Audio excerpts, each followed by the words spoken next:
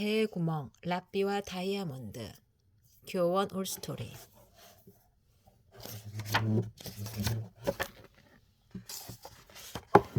배의 구멍. 아름다운 호숫가 마을에 뱃놀이를 즐기는 한 가족이 살았어요. 아버지와 어머니, 두 아들은 여름을 지내는 동안 자주 배를 타며 즐겁게 놀았어요. 아버지, 배를 타고 호수를 둥둥 떠다니는 지금 이 순간이 제일 행복해요. 어머니, 뱃놀이를 조금 더 하면 안 되나요? 첫째 아들이 노를 꼭 붙든 채 졸라댔어요. 그래, 오늘은 해가 질 때까지 실컷 하자꾸나. 여름도 끝나갈 무렵이라서 오늘이 올해 마지막 뱃놀이가 될 것 같구려. 배가 앞으로 나아가는 동안 가족의 웃음소리 또한 멀리 퍼져나갔어요.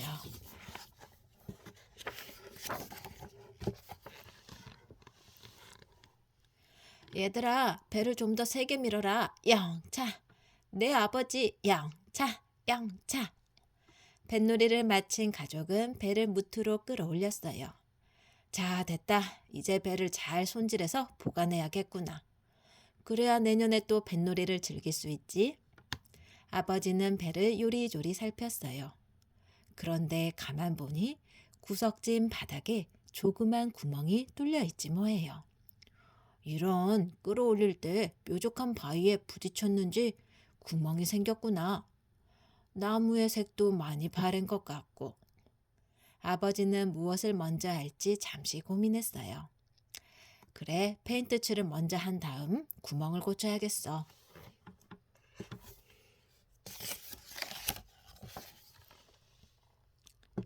아버지는 마을에서 꼼꼼하기로 소문난 페인트공을 찾아갔어요. 일을 잘하신다고 마을에 소문이 자자하더군요. 우리 배를 예쁜 초록색으로 칠해주세요. 과찬의 말씀이십니다. 배는 잘 칠해 놓을 테니 사흘 후에 찾으러 오십시오. 사흘이 지나자 아버지는 약속대로 페인트공을 찾아갔어요. 와, 정말로 말끔해졌군요. 마치 새 배가 된 것 같습니다. 고맙습니다. 아버지는 흡족한 마음으로 페인트공에게 수리비를 치렀어요. 이듬해 봄이 되자 겨우내 꽁꽁 얼었던 호수가 녹기 시작했어요. 두 아들은 겨울 동안 하지 못했던 뱃놀이가 하고 싶어서 안달이 났어요. 아버지, 이제 따뜻해졌으니 배를 타러 가요. 너무 오래 기다렸단 말이에요. 아이들은 아버지와 어머니를 마구 졸라댔어요. 봄이 되어 어른들은 할 일이 많단다. 오늘은 너희끼리 뱃놀이 하렴? 그게 좋겠구나. 오늘은 정말 바쁘단다. 우와, 신난다. 두 아들은 무척이나 좋아했어요. 대신 조심해서 타고 해 지기 전에 꼭 집으로 돌아와야 한다. 네, 그렇게 할게요. 아이들은 한달음에 호숫가로 달려갔어요. 두 아들이 배를 타러 간 후 얼마간 시간이 흘렀어요. 어머니는 저녁 준비를 하고 아버지는 뜰을 청소하고 있었지요. 애들이 올 때가 됐는데 채소를 다듬으며 어머니가 말했어요. 그때 무언가 생각난 듯 아버지가 깜짝 놀라며 소리쳤어요. 구멍! 배에 생긴 구멍을 고치지 않았어. 아버지는 배에 난 구멍을 수리해야 한다는 걸 까맣게 잊고 있었던 거예요. 이를 어쩜 좋아요. 우리 아이들은 수영을 못하잖아요. 어머니는 어찌할 바를 몰라 발을 동동 거렸어요. 당황한 아버지와 어머니는 정신없이 호숫가로 달려갔어요. 그저 아이들한테 아무 일 없기를 마음속으로 간절히 바라고 또 바랬지요. 우리 아이들에게 큰일이라도 생겼으면 어떡하죠? 어머니는 소리내어 흐느껴 울었어요. 물에 빠져 허우적거리는 아이들 모습이 떠올라 아버지도 덜컥 겁이 났어요. 이게 다 내 잘못이야. 그때 내가 미루지 않고 바로 고쳤더라면. 아버지는 해야 할 일을 미룬 자신의 잘못을 뉘우쳤지만 시간을 되돌릴 수는 없었어요.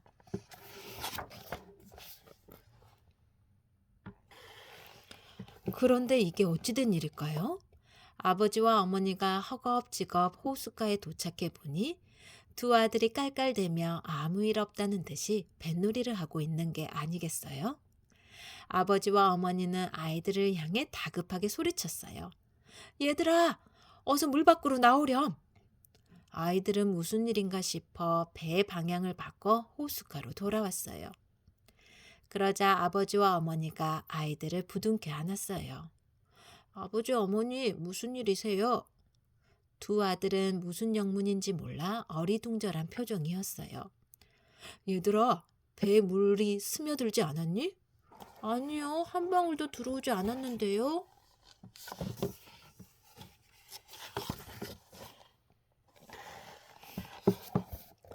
아버지는 믿기지 않아서 배에 구멍 난 곳을 찾아보았어요. 이럴 수가, 구멍이 막혀 있잖아.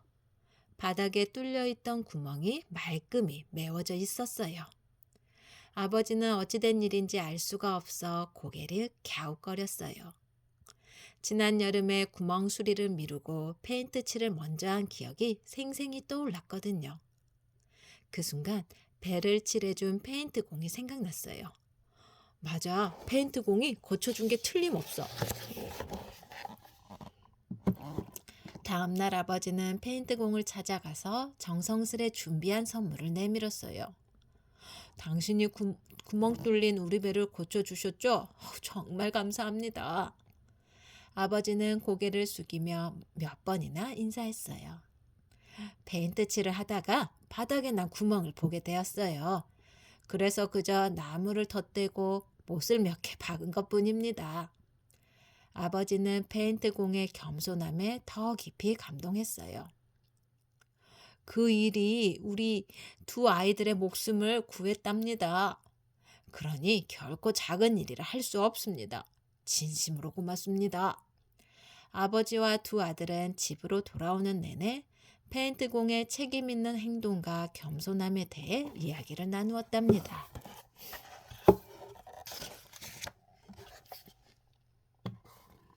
라삐와 다이아몬드.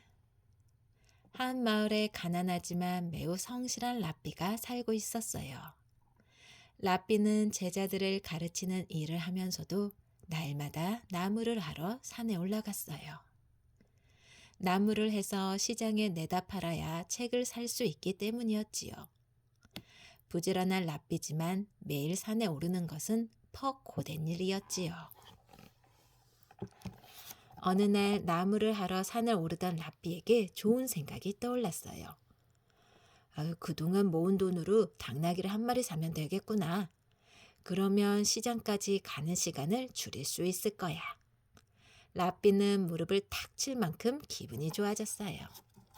이제 책 볼 시간이 더 많이 생기게 될 테니까요. 다음날 라삐는 장에 가서 당나귀 한 마리를 사왔어요. 선생님, 웬 당나귀인가요? 히히히 울어대는 당나귀를 에워싸고 제자들이 물었어요. 시장에 가는 시간을 줄여서 자네들과 공부할 시간을 더 벌기 위해 산 것이네. 냇가로 데리고 가서 좀 씻겨오게나. 라삐는 미소를 지으며 제자들에게 말했어요. 제자들은 당나귀를 끌고 집 근처 냇가로 갔어요. 당나귀야, 열심히 일해주렴.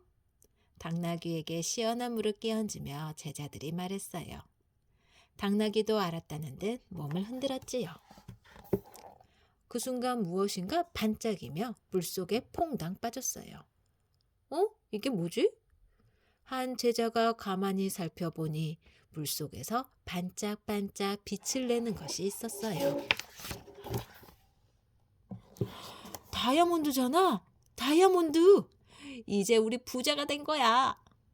제자가 기쁨에 겨워 소리쳤어요. 제자들은 그 길로 당나귀 씻기는 일을 팽개치고 라삐에게 달려왔어요. 선생님, 이제 힘들게 산에 오르시지 않아도 됩니다. 당나귀가 걸고 있던 방울에서 이 다이아몬드가 나왔지 뭡니까? 갑작스러운 상황에 어리둥절해진 라삐가 물었어요. 뭐? 당나귀 방울에서 다이아몬드가 나왔다고? 네, 하늘에서 선생님께 내리신 행운입니다. 제자들은 이제 가난에서 벗어나게 되었다며 좋아했어요. 하지만 랍비는 한참 동안 생각에 잠겼어요. 그리고 말했지요. 이 다이아몬드는 내 것이 아니니 돌려줘야겠네. 제자들은 놀란 표정으로 랍비를 바라보았어요. 선생님께서 사신 당나귀므로 다이아몬드 또한 선생님 것이 맞습니다. 아니, 나는 당나귀를 샀을 뿐 다이아몬드를 산 건 아니라네. 이 다이아몬드만 있으면 이제 더 이상 나무를 안 하셔도 될 텐데요. 제자들은 랍비가 괜한 고집을 부린다고 생각했어요.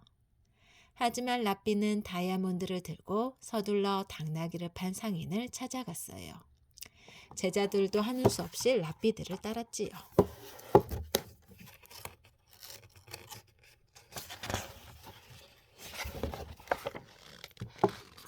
랍비는 상인에게 다이아몬드를 내밀었어요. 이것을 받으시오. 당신 겁니다.